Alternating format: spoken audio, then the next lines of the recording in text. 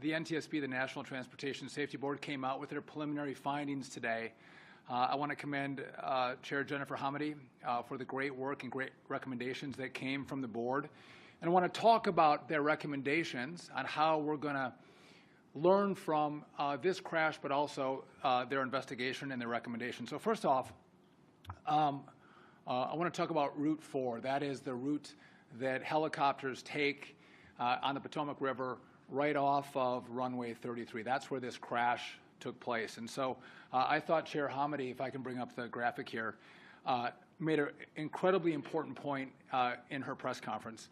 And in her graphic, you can see 0 at the bottom would be runway 33. If you go to the left to 4,000, that is the eastern edge of the river by the embankment. If you go up 200 feet, you are only 75 feet away from a landing aircraft. So at best, we're in a situation where we're threading a needle allowing helicopters to fly down the same airspace as landing aircraft. And why this information wasn't studied and known before January 29th is an important question. But based on that information and this crash, we are going to continue with our restrictions on Route 4 here. So about 36 hours after the crash, we restricted this airspace, and we're going to continue with those restrictions. That would be from Haynes Point to the Wilson Bridge. Again, this is the area right off of runway 33 where the crash happened. We're going to have a notice to airmen with the specific guidelines on how they're going to fly this route. I talked to Secretary Pete Hegseth earlier today, talked about giving the military, the DOD, a route around this restricted airspace, which I think the military is going to be fine with. We will have exclusions for presidential air travel, vice presidential air travel. If there's a life-saving mission or law enforcement, we'll have exclusions for that. And we'll take the appropriate action at DCA to shut down air travel to make sure we don't have, again, helicopters and airplanes crossing paths. So this is going to continue into the future, again, making sure air travel at DCA is safe. Want to also talk about another point that Chair Hamady brought up, that over the last 2.5 years, there have been 85 near misses or close calls. And that is close calls that are within 200 feet of vertical separation and 1,500 feet of lateral separation. Incredibly close for aircraft. 85 of them. I think the question is, when this data comes in, how did the FAA not know? How did they not study the data to say, hey, this is a hot spot, we're having near misses, and if we don't change our way, we're going to lose lives? That wasn't done. Maybe there was a focus on something other than safety. But in this administration, we are focusing on safety. And so what the FAA has deployed is AI tools to make sure we can sift through the data and find hot spots in our airspace at our airports. So if there's another DCA-esque situation out there, our AI tools will help us identify those and take corrective actions preemptively as opposed to retroactively. Also another incredibly important safety lesson that we've learned from the DC airspace crash. I want to talk a little bit about how we move forward, because there's been a number of air incidents that have taken place over the first several weeks since I came into this department. And there's no unique they're all unique. There's no common theme to the crashes that have taken place. But I think what it's done for us is made us focus on our air traffic control system. And when we take a look at that system, no doubt it is antiquated, it's old, it's anywhere from 25 to 30 years old. You've heard me say it 1,000 times. We're using floppy disks in our system. We have headphone jacks that we're plugging and unplugging. This is, think back to the 1980s. If you were even alive, that's the system that we're using for air traffic control. Now, I want to be clear, our system is safe, right? It's old, but it's safe.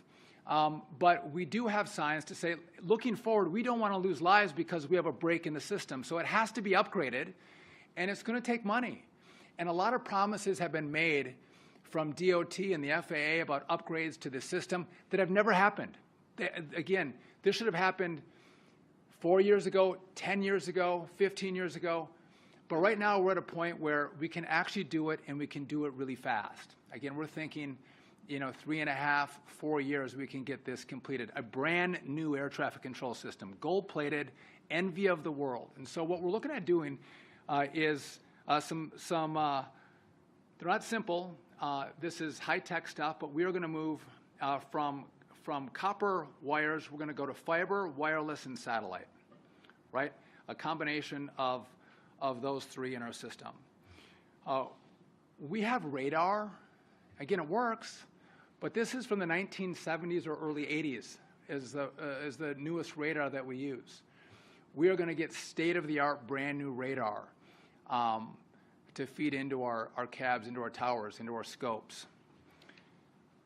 We need state-of-the-art new terminals for our air traffic controllers. So they have all the right screens with all the best technology behind it that gives them the best data to analyze as they give instructions to air traffic.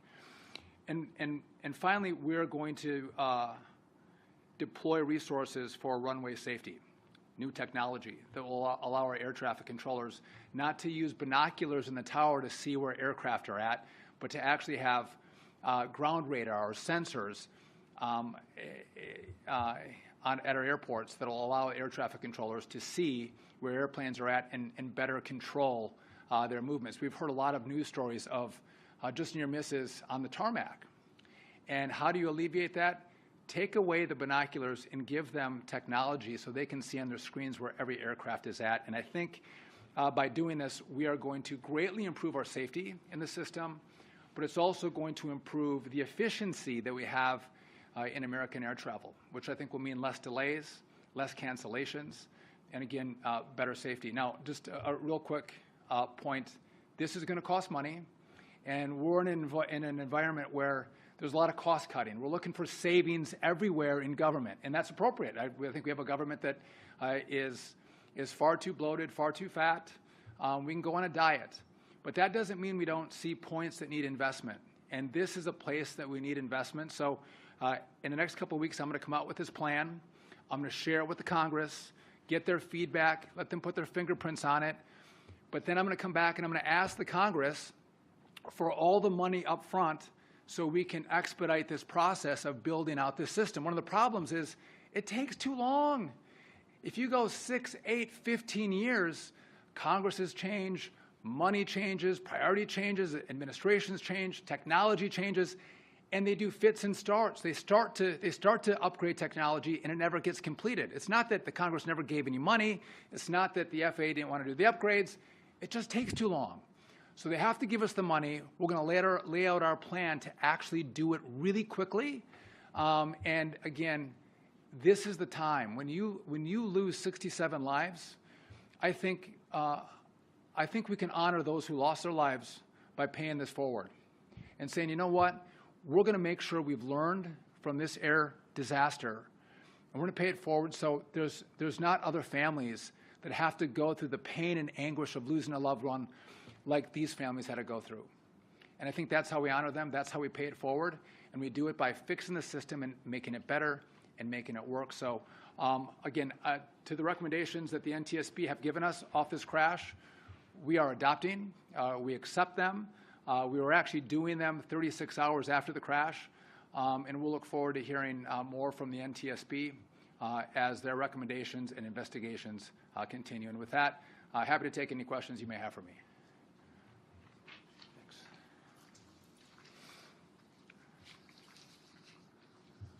Yes. Hi, yeah, Will Geisbach from the Air Current. I was wondering if you could expand a little bit on the AI tools that you mentioned were being used. I know that there's been plans in the past.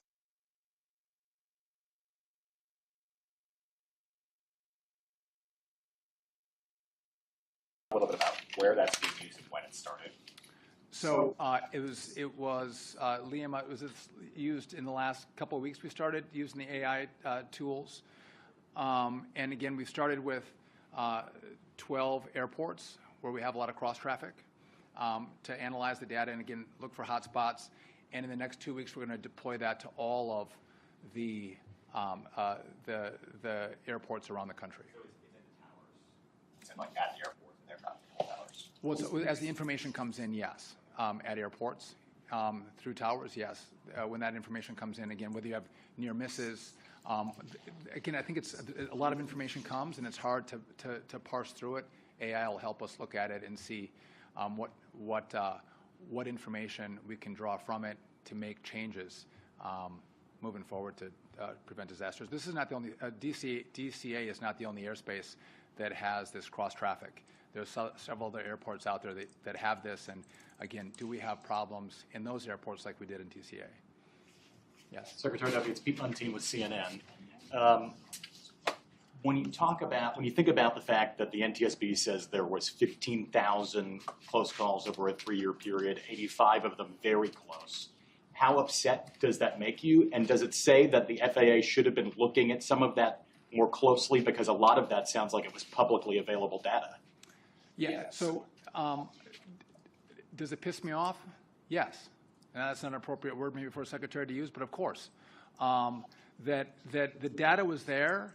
It wasn't effectively analyzed. To see that we had this kind of risk at DCA makes me angry, right? And again, maybe there was too much data coming in. And it's easy maybe to look back and say you should have seen it. Looking forward, it can be more challenging.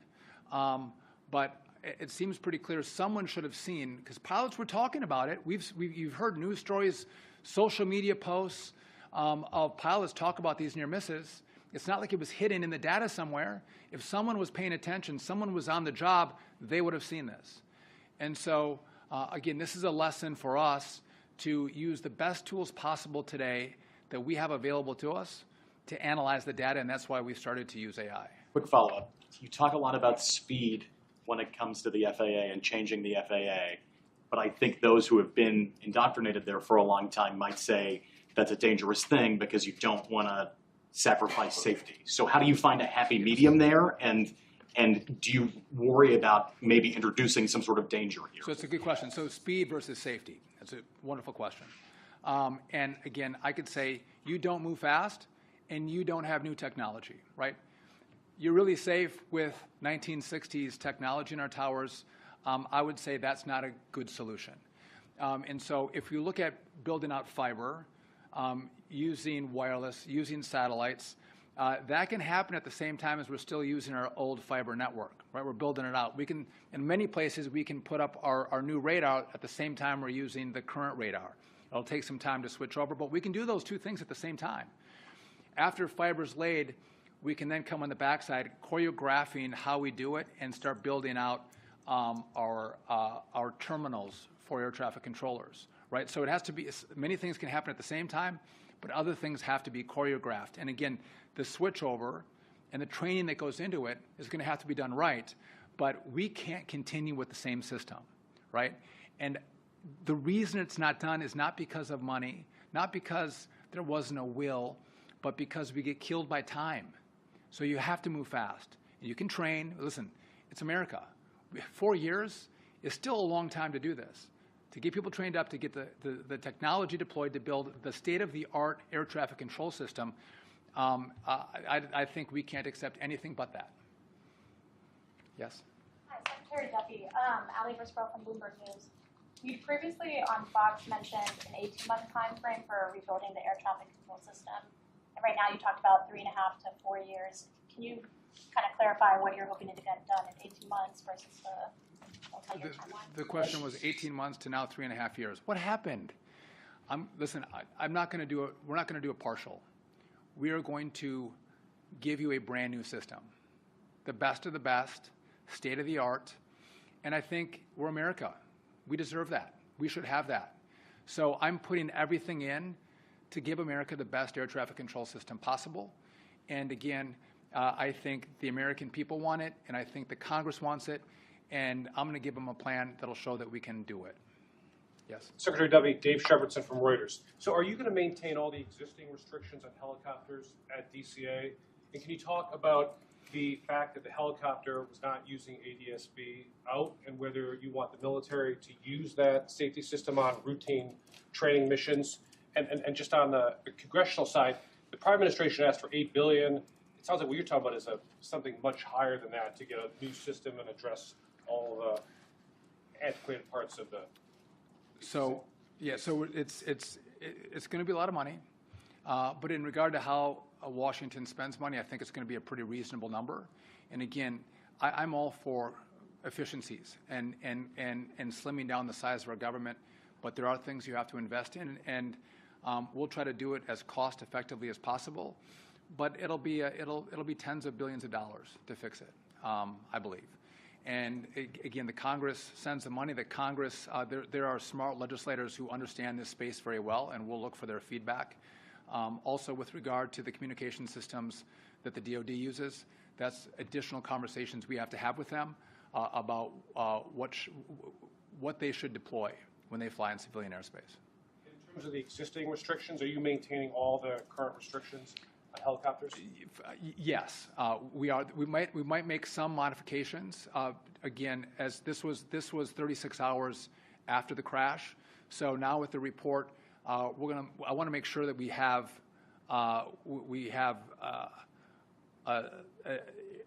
airplanes landing and taking off effectively and efficiently from DCA while maintaining safety. So there's a couple of caveats I may have to make, but never in a space where we're going to have airlines and helicopters crossing paths. Yes. Hi, Lori Aratani with the Washington Post. Just to clarify, so you are going to accept and implement both urgent recommendations issued by the NTSB today? Well, I think she had one urgent recommendation, which was the DCA airspace, Route 4. And then the rerouting of. That's right. So as part of blocking off Route 4 between Haynes Point and Wilson Bridge, we'll give another pathway for aircraft to go around. But yes, that's that, and that was in place 36 hours after. We're going to continue that. Again, we do have exceptions for presidential and vice presidential travel. The airspace gets shut down when that happens. They can travel Route 4, but airplanes aren't coming into DCA during those time periods. So yes. Okay, can I sneak one more in, which is, Sure. I know you have an existing vendor that's working on the modernization of the national airspace. What happens with that Verizon contract? So the Verizon contract is still in play. How we move forward is a question we're going to grapple with. But again, I need contractors. By the way, for the telecom, we currently have 200 providers. Not one company can't do it alone, but I want companies who are going to build excellent infrastructure and build it quickly. That's what we need. And those who are on board are going to work with us. Those who aren't won't get contracts. Got it. Thank you. Yes. Just to follow up on our question, Sam Ogazalek at Politico, I want to triple check. You're accepting both urgent recommendations today, both permanent restrictions on Route 4 and the alternate route. So again, Route 4 is closed off, like it has been, per the recommendation from Haynes Point to the Wilson Bridge. We're going to continue with that. Now, there are points where other aircraft can come through, like the President, if there's a life-saving mission, if there's a law enforcement mission. We'll deal with air traffic at DCA as we allow those aircraft to come through. We're going to have a notice to airmen that comes out. We're going to put all the finer points on this by tomorrow and release that to the public and to pilots. And in regard to DOT's RIF plan, how many layoffs are expected agency-wide and specifically at the FAA? Well, when we make that decision, I'll get back to you, or you can reach out to us. Yes?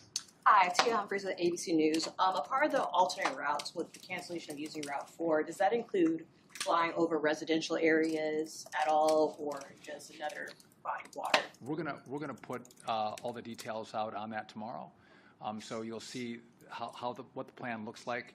But I think the clear point here is having helicopters fly under landing aircraft and allowing helicopter pilots to say, I'll maintain visual separation. That is not going to happen anymore. That is too risky. You're threading the needle, and it's going to stop. Thank you, Mr. Secretary. Just a question on safety more broadly. I'm sure you've seen Delta's CEO came out and said that airfare ticket sales are down as a result of the recent crashes. I think American changed its revenue outlook to the downside as a result of the crashes. They've said that flying is still safe. You've said it. NTSB Chair Homendy has said it. But are you worried that these assurances are not getting through to the flying public or the public writ large? Listen, I think whenever you have a crash that gets the attention that this one did, people will pause for a moment. But when they pause and reflect, they would say, of course, millions of flights, hundreds of millions of passengers a year travel on airplanes in this country. It is the safest mode of transportation. I think Chair Homendy made the point, it's more dangerous to drive to the airport than it is to fly out of the airport. And that's true.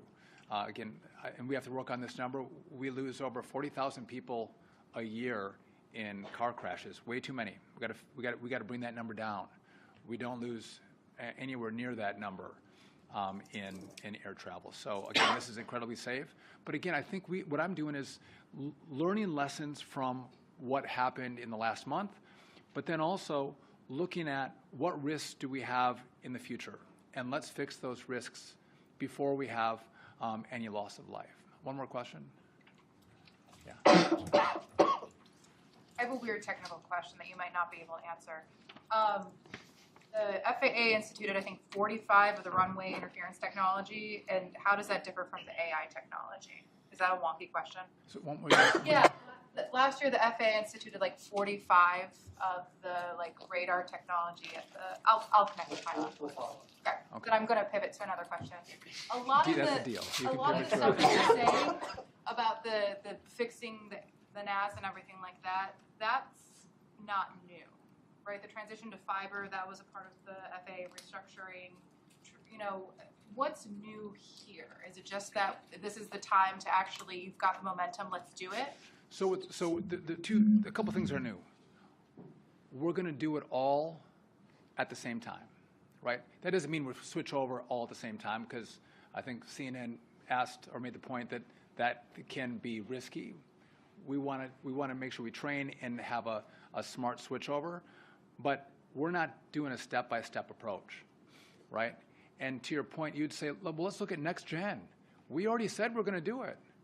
Well, look at the space. Talk to an air traffic controller. Talk to pilots. Talk to CEOs of airlines. It hasn't been done.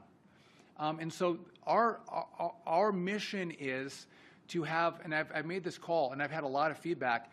I want some of the best engineers, some of the best minds in America to help us think through how we can do this really quickly. Again, we can lay fiber. It can be done quickly, but those who lay fiber can't put us at the back of the line. We can't come before every other customer that they have.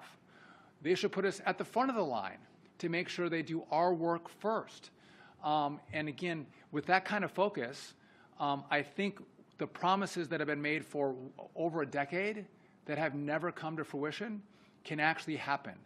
And again, I would just note that President Trump moves at a different speed, and he brings in different talent to help accomplish the goals of his administration, and we're going to tap into that talent. Southwest did a 2-year upgrade of their system. Huge overhaul. They had an old system as well. And I've talked to the CEO of Southwest, and he said, I'll share with you what I did right. I'll share some of the mistakes that we made so you won't make them yourself. But the whole industry is cheering us on to make this happen. And again, I want to use the taxpayer money well, but we don't want to shortchange this effort. This is a moment in time that we can pay these lives forward and fix a system that was broken, and again, do it quickly. One more. On Verizon, you said the contract's in play. Do you anticipate that $2.4 billion contract to Verizon being renegotiated? Could you see part of it going to Starlink or some other company? So I need action. I need people to move. I need, if we have a $2.4 billion contract, I want the fiber in the ground. We're over a year into that contract, and how far along are we? That's the question. And so I want companies that want to move fast and build this out. I can't wait 10 years. You can't wait 10. The American people can't wait 10 years or 12 years to lay fiber. We have copper right now. And so I need companies that are going to move at the speed of Donald Trump. And those that want to do it, they want to put the effort in and say, we're the company that can do this for you and with you. Those are the companies that I want to hire. And now, may that be Verizon? Maybe. But if I'm looking back, they're not moving fast enough. I need companies that are going to move fast. And it's not going to be one company. We're going to need a lot of companies to buy in and help build out this system. And so I want to thank you all for coming out. Stay tuned. 10 days, 2 weeks. We're going to roll this out, give it to the Hill, put a price tag on it, and we're going to start the work of building a brand new air traffic control system that will be the envy of the world. And with that, thank you very much.